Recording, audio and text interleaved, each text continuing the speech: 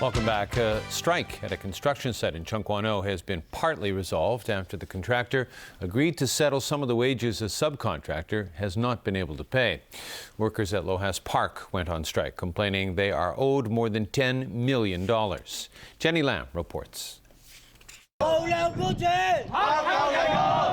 Heartless employers, they shouted on top of a hut at the entrance to the Lohas Park construction site. One man threatened to throw himself off the building, only to be restrained by his friends.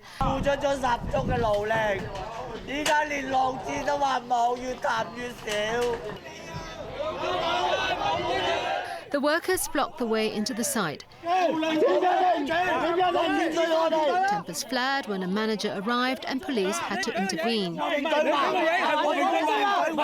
The trade union said about 200 workers have not been paid for 2.5 months. They are owed more than $10 million in wages altogether, and some of them are seeking about $130,000 in unpaid salaries. The union said the subcontractor, Wellfield Engineering, is now willing to pay the workers only 1/3 of their salaries, which were written in their contracts. The rest was only by verbal agreement, and it is that part that has not been settled since August. When they turned to the contractor, the workers were told they could only get 40% of what they are owed. Mr. Chan, a representative of the workers, suspects the contractor and the subcontractor are colluding. They question why the contractor has not done anything when the subcontractor has not paid them. Back in October, they were already told that they would only get 40% of what was verbally agreed, but they haven't even got that 40%. My family needs the money, one man complains. We can't even buy grocery, he says. The Labour Department's mediation seems to have done little to calm the strikers. Lohas Park, where the men have been working, is a joint project by several developers, including Chung Kong Holdings and the Nam Fung Group. The workers took their plight to Chung Kong Centre in Central this afternoon and pleaded for help from the boss of the conglomerate, Li Ka-shing. They also approached another developer, Nam Fung. Chung Kong issued a statement saying that it has nothing to do with the dispute and urged the contractor to settle the wages. The contractor agreed to settle part of the unpaid wages at the end. Jenny Lam, TVB News. The Court of Final Appeal has acquitted 2 activists of disorderly behavior during a demonstration at an MTR event 2 years ago. Their protest saw them rush onto the stage and grab a microphone from former Transport Chief Eva Cheng.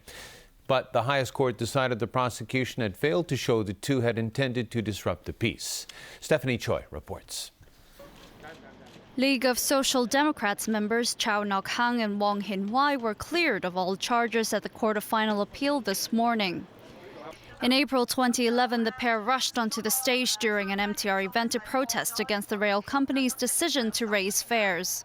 Chow scattered hell money while former Transport and Housing Secretary Eva Cheng was delivering a speech. Wong then snatched the microphone from Cheng. In today's ruling, all 5 Court of Final Appeal judges agreed there wasn't enough evidence to prove Chow and Wong were guilty of deliberately trying to stop the event from taking place. They then dismissed the Department of Justice appeal. Judge Robert Tang said while the defendants might have upset public order given the importance of freedom of speech, the less than 1-minute disruption wasn't enough to show an intention to stop the event from taking place at all. Only if the defendants' behavior went beyond what can be tolerated by the public would it constitute disorderly behavior, Tang said. The judges also said, alternatively, the police could have arrested Wong for his misconduct. A magistrate would have then issued him a binding over order to keep him out of future trouble. Last year, Chow and Wong were sentenced to 2 weeks in jail for disorderly behavior in a public place that was likely to disturb the peace. High Court Judge Judiana Barnes said staff members at the scene reacted in a very restrained and professional manner at the time.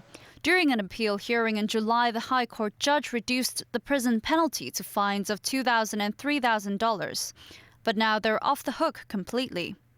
After the judgment was handed down, Chow said the court won't stop him from expressing his future discontent because, according to him, true justice is defined by society, not the law.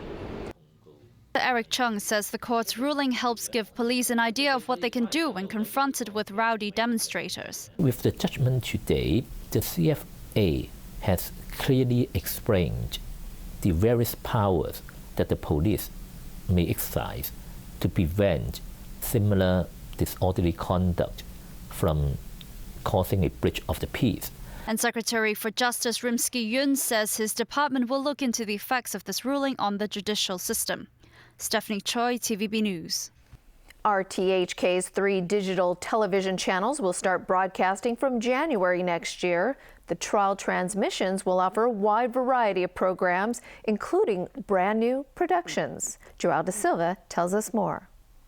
RTHK TV 31, RTHK TV 32 and RTHK TV 33. On January 13th, Radio Television Hong Kong will kick off a trial run of its 3 brand new TV channels. And as the public service broadcaster rushes to complete the construction of 7 transmitting stations before year's end, it is expected the transmission will reach 75% of the local population. RTHK TV1, a general channel, will offer a variety of programs on current affairs, culture, arts and dramas. These will include both newly acquired programs and RTHK's own productions. Part of these programs will be in English. The channel will broadcast 8.5 hours a day, Monday to Friday, and 13.5 hours daily on weekends. As for the broadcaster's second channel, RTHK TV 32, it will air LegCo meetings on Wednesdays, as well as important press conferences. On RTHK TV 33, the broadcaster will fulfill its duty to air national programming by replaying CCTV9 documentaries on a 24-hour basis. RTHK says it is its goal to provide accurate and impartial public affairs programs, a goal the public broadcaster insists will not be compromised by the increasing public reach brought about by the new television channels. As long as we have a more widely received and be watched by more people, people will have a very close and sharp eyes on our program content.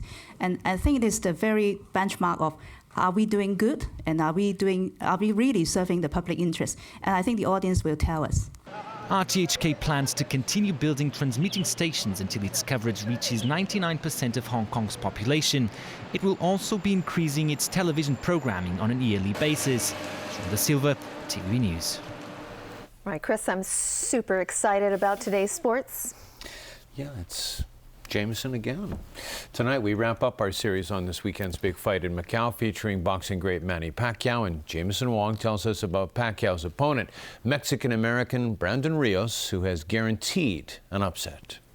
It's very big, especially. You'd think he'd be just a little nervous about Sunday. After all, he's never been in the ring with a boxer the caliber of fighter of the decade Manny Pacquiao, or experienced the circus that comes with all things Pac-Man. Oh, by the way, there's a camera crew from HBO following him 24/7. But Brandon Rios is a different kind of cat. As cool as they come, that's until fight time. I'm an animal when I get in that ring. I'm a monster. And when I come to fight, I come to fight. Yet with his showdown with Pacquiao only days away, his training sessions are, well, let's say laid back. The music is full blast and the boxer's thoughts often wander off to other things. Today, or maybe today or tomorrow, we're gonna go check out that drifting, whatever, Tokyo Drift. Yes, you heard right. He's talking about the unique brand of racing whereby cars go sideways around the track. It's not the fastest method to get where you're going, but it's fun to watch, much like Rios' style of boxing and approach to life. You gotta have fun still. That's the way I am all the time. I gotta have fun, I gotta relax. I hate thinking about the fight all the time. The only time I think about the fight is when I walk into the ring. That's when my mode changed, everything changed, my game face come on. Right now, I like to joke around. I still like to go out and have fun. And, tonight we might go see Tokyo Drifting. And he hasn't changed things up for this, the biggest fight of his career. Even though everything suggests he's in way over his head. He's never fought outside the United States or Mexico. And his opponent, the Filipino hero, is coming off a knockout loss and has something to prove.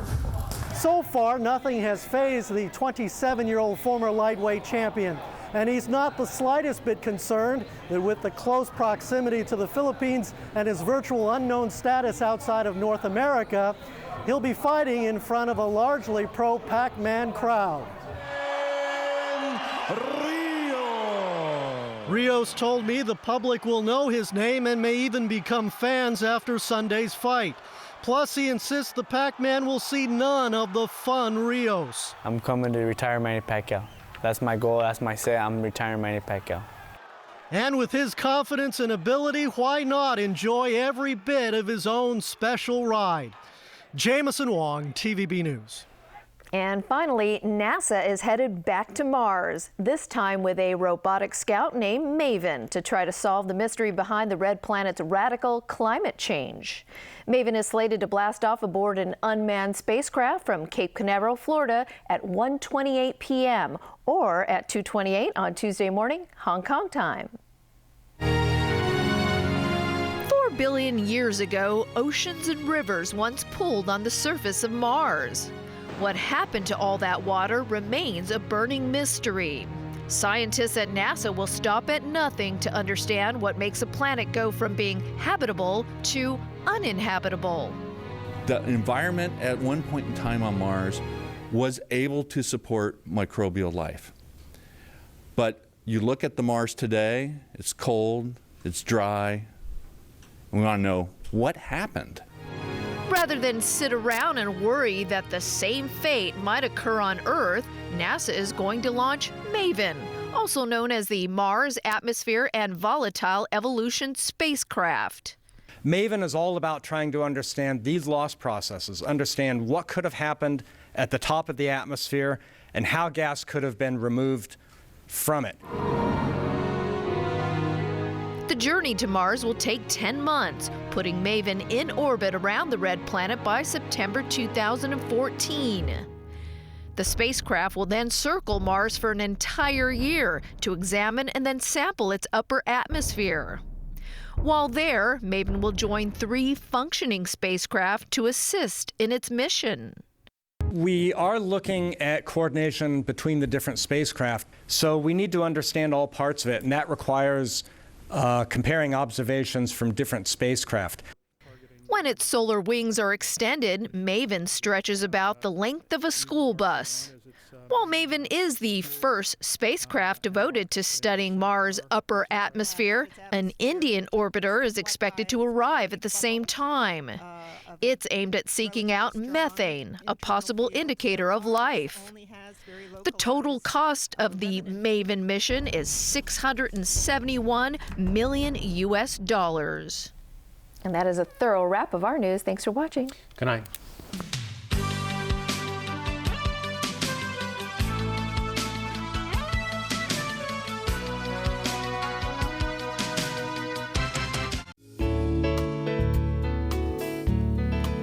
Good evening. It was mainly cloudy at first today, then fine during the day. At 5 p.m., a dry northeast monsoon persisted over southern China. And today's temperatures ranged from 18.5 to 23.6 degrees, and the relative humidity was between 37 to 62%.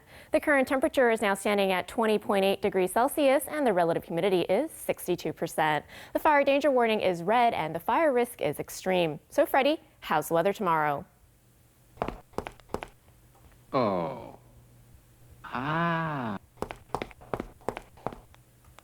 Mainly fine and dry tomorrow. Temperatures will range from 18 to 23 degrees. It'll be cloudy and cool in the mornings in the following few days. Tomorrow's API is forecast at 45 to 95, and the air pollution level will range from medium to high. The maximum UV index forecast for tomorrow will be about 6. And now to the latest global weather update.